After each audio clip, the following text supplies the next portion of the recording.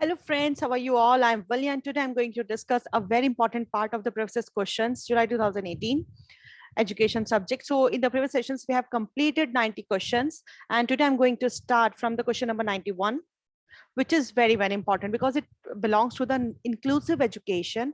और inclusive education में भी अगर हम देखते हैं तो ये क्वेश्चन जो है मैच द फॉलोइंग का है, लेकिन इसमें 4 क्वेश्चन कवर हो रहे हैं क्वेश्चन के अंदर। ये 2018 में क्वेश्चंस आए थे और पिछले बार के क्वेश्चंस जो हैं काफी हद तक रिपीट हो रहे हैं एजुकेशन में। मैं देख रही थी अभी 2021 में जो क्वेश्चंस आए हैं वो कुछ क्वेश्चन जैसे एडवर्ड डेमिंग ने क्या दिया है, इस तरह के क्वेश्चन पहले आया करते थे, तो ये क्वेश्चन अब रिपीट हो रहे हैं। तो इस तरह से हो सकता है ये क्वेश्चन में भी कोई एक क्वेश्चन बनकर रिपीट हो जाए। तो ये बहुत इंपॉर्टेंट क्वेश्चन है आपका।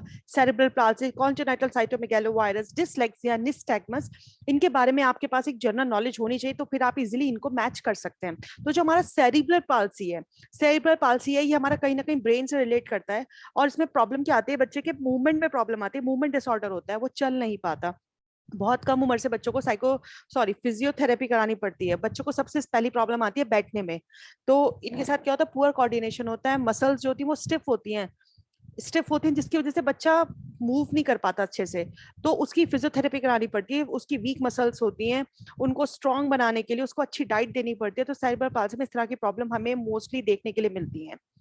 ये वेरी करते हैं डिफरेंट डिफरेंट पीपल्स के अकॉर्डिंग। साइंस और सिम्टम्स जो होते हैं वेरी करते हैं डिफरेंट डिफरेंट पीपल में, डिफरेंट डिफरेंट टाइम के अकॉर्डिंग। इस तरह की जो प्रॉब्लम होती है, इनमें सेंसेशन की प्रॉब्लम हो सकती है, कई बार विजन की प्रॉब्लम भी होती है, कई बार हियरिंग की प्रॉब्लम, लेकिन सब में सेम प्रॉब्लम नहीं होती। किसी में स्पेशली सिर्फ प्रॉब्लम जो होती है मूवमेंट डिसऑर्डर की होती है, स्पीच की प्रॉब्लम भी होती है, चीजों को स्वेलो करने में प्रॉब्लम होती है, स्पीच की प्रॉब्लम भी होती है। तो सेरेब्रल पाल्सी जो होती है जनरली ब्रेन में अगर कोई इंजरी हो जाए ना उसकी वजह से होती है। दैट मीन्स प्रीमेच्योर बर्थ हो जाए बच्चे का, तब लास्ट टाइम पे मदर के साथ कोई प्रॉब्लम हो जाए, बीपी हाई हो जाए, या कोई भी ऐसी प्रॉब्लम जिसकी वजह से बच्चे के पास ऑक्सीजन नहीं पहुंच पा रही है, not getting enough blood and oxygen, या फिर कोई भी न्यूट्रिएंट्स बिफोर या फिर ड्यूरिंग द बर्थ, इस ड्यूरेशन में बच्चे के साथ ये प्रॉब्लम हो जाती है, उसके ब्रेन में इंजरी हो जाती है, जिसकी वजह से उसके मूवमेंट्स और पोस्चर में, क्योंकि ब्रेन में इंजरी होने की वजह से ब्रेन जो होता है आपकी पूरी बॉडी को सपोर्ट करता है, तो इसलिए क्या प्रॉब्लम आती है इसमें, इस तरह के डिसऑर्डर की प्रॉब्लम आ जाती है जिन बच्चों को सेरेब्रल पाल्सी होता है। फिर आता है हमारा कॉन्जेनाइटल साइटोमेगालोवायरस। देखो कॉन्जेनाइटल से समझ में आ रहा है बात कहीं ना कहीं हियरिंग से रिलेटेड है, तो इसमें जनरली हर्पीज हो जाता है जो कहीं ना कहीं वायरल इन्फेक्शन से रिलेट करते हैं, जिसकी वजह से हियरिंग लॉस होता है। ये ज्यादातर इन्फेंट जो होते हैं इन्फेक्टेड होते हैं इस वायरस से। इस वायरस का नाम है साइटोमेगालोवायरस।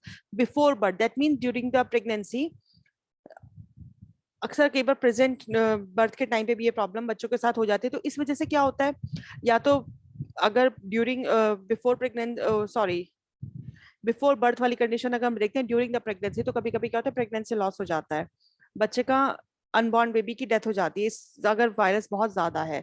या फिर अगर वायरस कंट्रोल्ड है, बच्चे के बर्थ के टाइम में बच्चों को किस तरह की प्रॉब्लम आ जाती है, मतलब हिपेटोमेगैली, जॉन्डिस, एनीमिया, बच्चे का ब्लड काउंट लो हो जाता है, निमोनिया की प्रॉब्लम हो जाती है, बच्चे को सीजर्स आने लगते हैं, विजन का लॉस हो जाता है, हियरिंग का लॉस हो जाता है। तो इसमें क्या होता है कि प्रेगनेंसी में वुमेन्स को बहुत सेफली हैंडल करनी चाहिए चीजें, क्योंकि अगर इस ड्यूरेशन में कोई भी प्रॉब्लम होती है तो बच्चे को लाइफ टाइम सफर करना पड़ता है।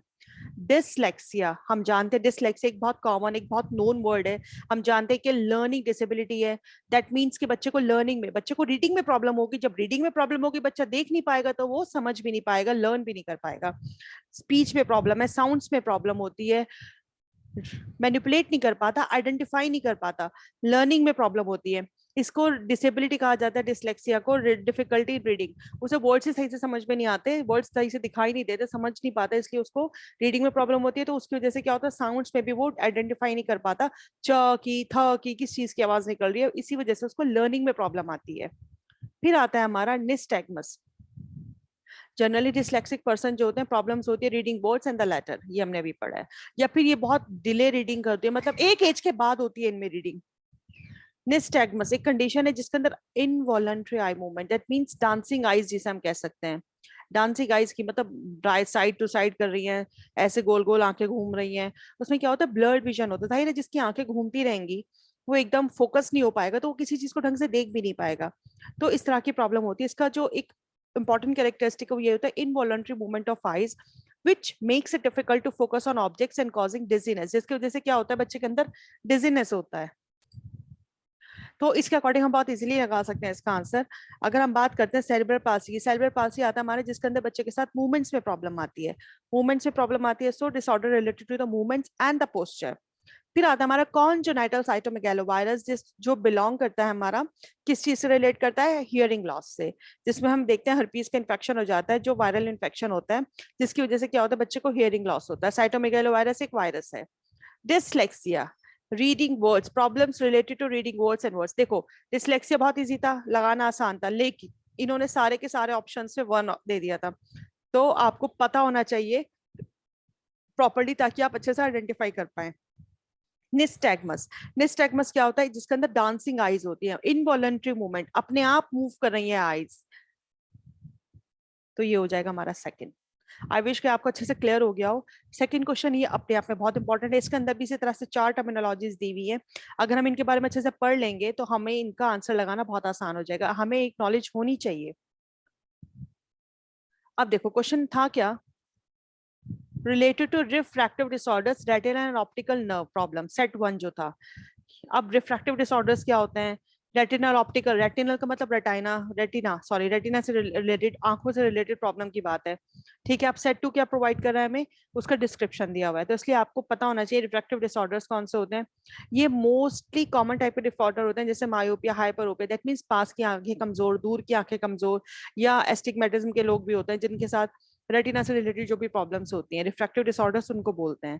फिर आता है हमारा retinal and optical nerve problems. अब इनर रेटिनल सेल्स में कोई प्रॉब्लम है, कुछ गैंग्लियन सेल्स में प्रॉब्लम है, जिससे आप देख सकते हो उस एरिया में प्रॉब्लम आ रही है, जिससे क्या क्या प्रॉब्लम हो जाती है, ग्लूकोमा हो जाता है, ऑप्टिक न्यूरिटिस हो जाता है। ग्लूकोमा आंखों का पानी सूख जाना, जो लिक्विड हमारी आंखों में होता है जिसकी वजह से हमारा रेटिना इजीली मूव कर लेता है, अगर वो सूख जाता है तो भी प्रॉब्लम आती है।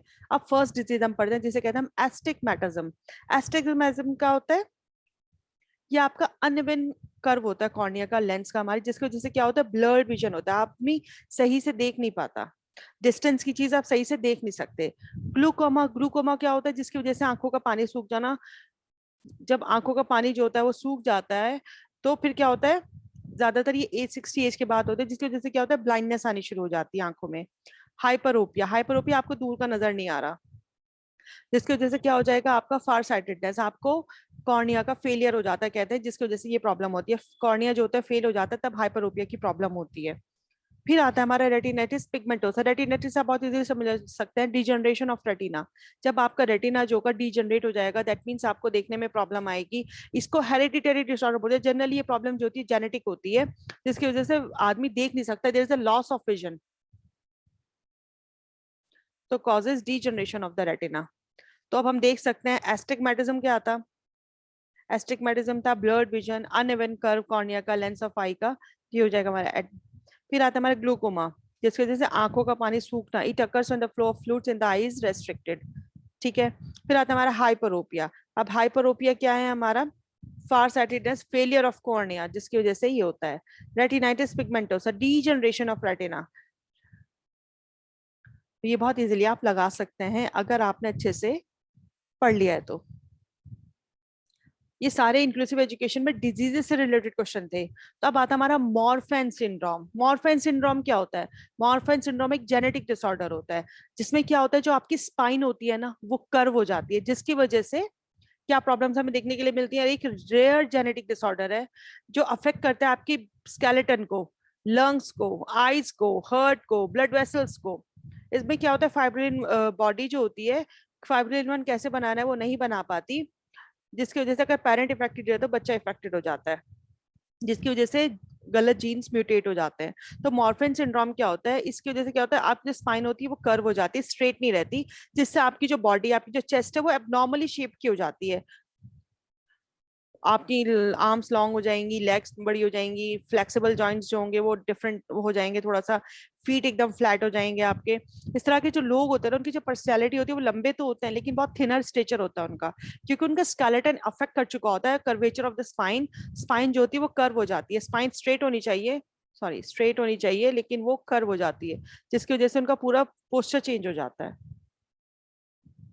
तो ये हमारा इसका answer. Next question which is very important question, Which of the following provisions is most appropriate for addressing the learning needs of the students having disabilities? इसमें बताना है प्रोविजन कौन सा है जो सबसे ज्यादा अप्रोप्रिएट होगा उन बच्चों के लिए जिन बच्चों के साथ डिसेबिलिटी है या इम्पेयरमेंट है.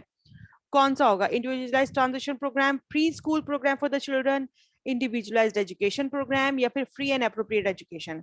ये होता है हमारा आईईपी, इंडिविजुअलाइज्ड एजुकेशन प्रोग्राम. ये उन बच्चों के लिए है जो इंडिविजुअल स्टूडेंट जिनको सपोर्ट की जरूरत है. ये प्लानिंग की गई थी उसके तहत कि जो टीचर्स हैं, जो सपोर्ट पर्सनल्स हैं, पेरेंट्स हैं, वो एक साथ काम करें एक टीम की तरह उन बच्चों के लिए जिन बच्चों को जरूरत है, जिन बच्चों को सपोर्ट की जरूरत है. स्टूडेंट्स जो हैं उनके हम आउटकम चेक कर सके, उनकी जो नीड्स, उनकी जो स्किल्स हैं उसको डेवलप किया जा सके. जिस बच्चे के साथ जो प्रॉब्लम है उसको आप प्रोवाइड करो ताकि वो बच्चा अच्छी लाइफ जी सके. The plan for the school years written in the students IEP, जो आपको प्लानिंग करनी है बच्चों के लिए, क्या क्या चीजें उनके लिए चाहिए वो आप रिटन में प्लान करोगे. Involvement and the progress of the child with disability is the general curriculum. ऐसा नहीं है कि उन बच्चों का आप अलग करिकुलम बनाएंगे, जनरल करिकुलम में उन बच्चों के लिए आप सब चीजें करेंगे ताकि वो बच्चे अच्छी सर्विसेज उनको मिल सके, वो बच्चे अपनी स्किल्स को डेवलप कर सकें. Appropriate educational accommodation necessary for the child to be successful. बच्चों के लिए एक अच्छा अकोमोडेशन देना बहुत जरूरी है, एक अप्रोप्रिएट एजुकेशनल अकोमोडेशन देना बहुत जरूरी है ताकि बच्चा अपनी लाइफ में सक्सेसफुल हो चुके. ये थी हमारी इंडिविजुअलाइज्ड एजुकेशन प्रोग्राम की प्रोविजन. और हम और भी थोड़ा सा पढ़ लेते हैं. तो जो प्री स्कूल प्रोग्राम्स आप समझ सकते हैं, बच्चे के स्कूल जाने से पहले की बात है ये कि बच्चे को सोशल स्किल्स, लर्निंग स्किल्स को डेवलप कराना. Age 3 to 5 years of old के से बच्चे, इसके बीच के बच्चे जाते हैं हमारे ज्यादा प्री स्कूल में. तो ये तो प्री स्कूल वालों के लिए. हम क्यों प्री स्कूल में भेजते हैं बच्चों को? ताकि बच्चा थोड़ा सा बैठना सीख जाए स्कूल में, कि कैसे वो फ्रेंड्स के साथ इंटरेक्ट करेगा, कैसे वो फ्रेंड्स बनाएगा, कैसे उसे टीचर्स के साथ इंटरेक्ट करेगा, ये सब चीजें वो सीख जाता है, जिसको हम कम्युनिकेशन, सोशल स्किल्स भी बोलते हैं. ठीक है. Children can generally go to preschool in the year they turn 4. 3 to 4 years की एज में बच्चे जनरली प्री स्कूल जाते हैं, कुछ जगहों पे 2.5 साल की उम्र में भी चले जाते हैं. तो प्री स्कूल प्रोग्राम्स ये होता है चिल्ड्रंस का. अब आता है हमारा इंडिविजुअलाइज्ड ट्रांजिशन प्रोग्राम. ये क्या प्रोग्राम है? ये एक आउटलाइन है ट्रांजिशन गोल्स का, सर्विसेज का उन स्टूडेंट्स के लिए जिनके साथ डिसेबिलिटी है.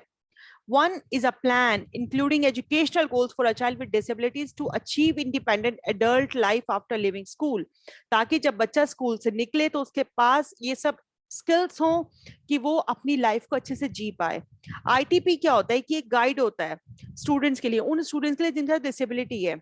ठीक है, कि आप उनकी जो नीड्स है उसको असेस कर पाए, जो वो पढ़ रहे हैं उसको असेस कर पाए, ताकि आप उनको आइडेंटिफाई कर पाएंगे किस जगह बच्चों को सपोर्ट करने की जरूरत है ताकि उनके अच्छे आउटकम्स आए. जो आईटीपी होता है, that means individualised transition programme, जो होता है वो post secondary education opportunities include करता है, जिसके अंदर बच्चे को एम्प्लॉयमेंट की अपॉर्चुनिटी दी जाएगी, बच्चे को रहने की अपॉर्चुनिटी दी जाएगी, बच्चे के खर्चे की अपॉर्चुनिटी दी जाएगी, आगे उसको किस जॉब में जाना है उस चीज की अपॉर्चुनिटी दी जाएगी, ताकि उसे ट्रांसपोर्टेशन में कोई प्रॉब्लम ना आए. अगर बच्चे के साथ कोई भी प्रॉब्लम है, फिजिकली कोई प्रॉब्लम है, उसकी नीड्स के अकॉर्डिंग, उसकी हेल्थ के अकॉर्डिंग उसको वो सारी अपॉर्चुनिटीज प्रोवाइड की जाएंगी, फैसिलिटीज दी जाएंगी ताकि वो बच्चा एक अच्छी लाइफ जी सके. नेक्स्ट है हमारा फ्री एंड अप्रोप्रिएट एजुकेशन. अब फ्री एंड अप्रोप्रिएट एजुकेशन भी एक एजुकेशनल एंटाइटलमेंट था उन स्टूडेंट्स के लिए यूनाइटेड स्टेट्स के लिए, guaranteed by the rehabilitation act of 1973 and the individual with disabilities education act. Free appropriate public education दी जाएगी हर क्वालिफाइड पर्सन को जिसके साथ डिसेबिलिटी है. Education program for students with disabilities must be design. जो एजुकेशनल प्रोग्राम्स को design किया गया है वो इंडिविजुअल नीड्स के अकॉर्डिंग किया गया है, ताकि जिन बच्चों के साथ डिसेबिलिटी है उनकी वो सब चीजें डेवलप हो पाए, और उनकी जो जरूरतें हैं, मतलब जो डिसेबल पर्सन है अगर वो नॉर्मल स्कूल से पढ़ रहे हैं तो वो अपने आप को नॉन डिसेबल बच्चों से कम ना समझें. दैट मीन्स उनकी लाइफ को अच्छा बनाया जाए, वो सब चीजें अचीव करें जो एक नॉर्मल स्टूडेंट अचीव करता है. तो इसीलिए उनको फ्री एंड एप्रोप्रिएट एजुकेशन दी जाती है. तो इसके अकॉर्डिंग हमारा आंसर तो हमें पता चल ही चुका था, ये था, लेकिन मैंने ये तीनों पॉइंट्स भी आपको समझाए हैं. अगर क्वेश्चन यहां से बन के आए तो आप आंसर दे सके. Which of the following has relatively greater promise for professionalization of teacher education in India? आपको बताना है इसमें relatively greater promise क्या है. एक प्रोफेशनलाइजेशन ऑफ टीचर एजुकेशन. देखो बहुत सिंपल सी बात है, जब आप एक टीचर हैं तो आपकी प्री सर्विस भी होनी चाहिए, आप एंट्रेंस करके क्वालिफाई करके आप एक एग्जाम करते हैं, आपकी ट्रेनिंग अच्छी होनी चाहिए. आपके अंदर प्रोफेशनलिज्म होना चाहिए। दैट मीन्स कि आपकी जो स्किल्स हैं वो आपके प्रोफेशन के अकॉर्डिंग डेवलप होनी चाहिए, जहां जरूरत है वहां आपको इंप्रूव करना चाहिए। तो ये सब चीजें आती है हमारे प्रोफेशनलाइजेशन ऑफ टीचर एजुकेशन में। जैसे प्री सर्विस एक डेवलपिंग प्रोफेशनलिज्म होता है प्री सर्विस में बच्चों का। उसके बाद क्या होता है, धीरे धीरे जब वो पढ़ाई करते हैं, पढ़ाई के बाद किस तरह से अपने एटीट्यूड पे उन्हें काम करना है, कैसे उस चीज को अच्छा बनाना है। अर्न मनी करने के लिए आपको अच्छा पढ़ाना भी होगा, अच्छे स्कूल इंस्टीट्यूट में आपको इनरोल भी होना होगा, ताकि आप अच्छा वर्क कर पाए, अच्छा मनी अर्न कर पाए। तो जो टीचर प्रोफेशनलिज्म होता है वो रिलेटेड होता है प्रिपेयर टीचर्स, ताकि वो अपने वर्क में एक्सेल हासिल कर सकें और अपने आप को अच्छा कॉम्पिटेंट बना सकें। क्योंकि जब एक अच्छा टीचर होगा तो वो अच्छे स्टूडेंट्स को पढ़ाएगा, उनके अंदर भी वो स्किल्स डेवलप करने की कोशिश करेगा। तो professionalization is a very important component in the teacher education. तो developing teacher code for the transaction of teaching learning system, एक टीचर के अंदर वो टीचर कोड्स डेवलप होने चाहिए, जो एक नीड है प्रोफेशनलिज्म की वो होनी चाहिए टीचिंग लर्निंग सिस्टम में। तो ये बहुत इंपॉर्टेंट था आज की वीडियो हमारी,